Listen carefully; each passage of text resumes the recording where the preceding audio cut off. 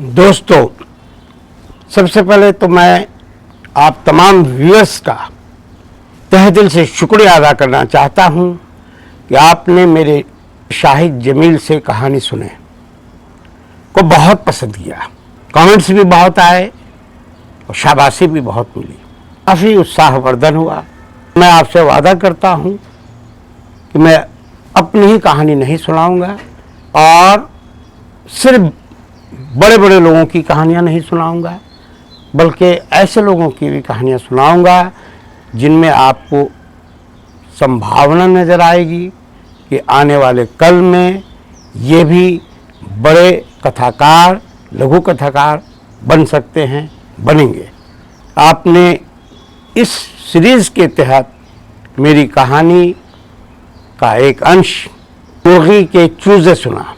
तो दोस्तों, आज मैं आपके सामने एक ऐसे कथाकार जो कथा साधक हैं, खुददार, गिरोह बंदी से अलग, वो हैं मेरे बड़े भाई मोहम्मद बशीर मालियर कोटलवी, मुनफरिद व मुमताज़ अफसाना निगार, और अफसानचों में भी इन्होंने अपनी बड़ी पहचान बनाई है, बड़े मोहतरम है।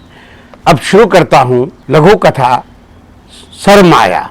बातचीत का सिलसिला ख़त्म हुआ तो मैंने हाथ बढ़ाकर रिसीवर वापस कर दिया।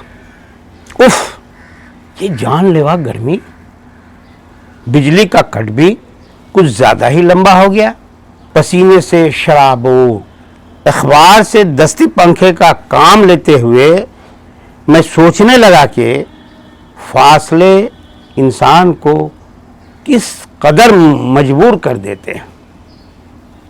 मैं चाहकर भी अपनी बेटी की परेशानियों को बांट नहीं सकता, किसी भी मुश्किल में उसकी या उसके कुंबा की मदद नहीं कर सकता। 7 समंदर पार बैठा बाप क्या करे, सिवाय इसके कि उनकी परेशानियों को महसूस करके दुआएं दे। अभी अभी बेटी साजदा से फ़ोन पर बात हो रही थी। वो काफ़ी नर्वस थी, घबराहट में वो ठीक से बात भी नहीं कर पा रही थी। उसने बताया था कि आज उसके घर पर पुलिस आई थी। मैंने बड़ी बेसब्री से तफसील सुनी तो सांस में सांस आई। पुलिस का नाम सुनकर एक बार तो मैं भी बौखला उठा था। ज़रूरत और माहौल के मुताबिक बरतानिया में मेरी बेटी और दामाद दोनों को काम करना पड़ता है। आज सुबह हस्ब मामूल दोनों अपने अपने जॉब पर चले गए थे। स्कूल हॉलीडे की वजह से मेरे नवासे आमिर और सामिर घर पर मौजूद थे।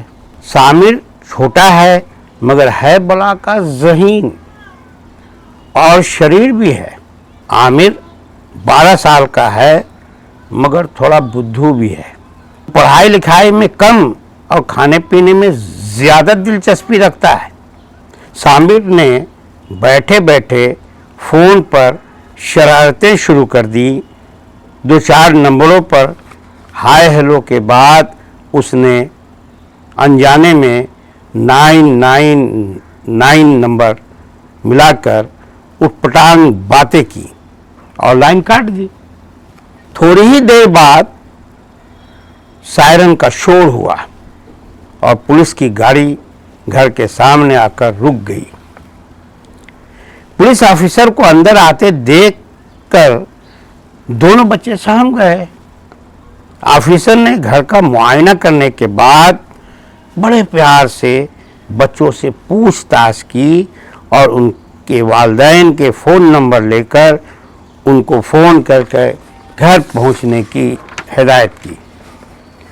घर पहुंचने पर साजदा और उसका शौहर लक्की पुलिस की मौजूदगी पर हक्का बक्का रह गए।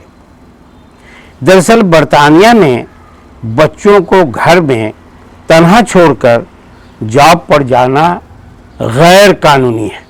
आजिद ने बताया कि पुलिस ऑफिसर बार बार कह रहा था कि घर में अकेले बच्चों को कोई हादसा पेश आ जाता तो कौन इसका जिम्मेदार होता है? बच्चे हमारे देश के मुस्तकबिल और सरमाया है। आप लोग इनकी हिफाजत नहीं कर सकते।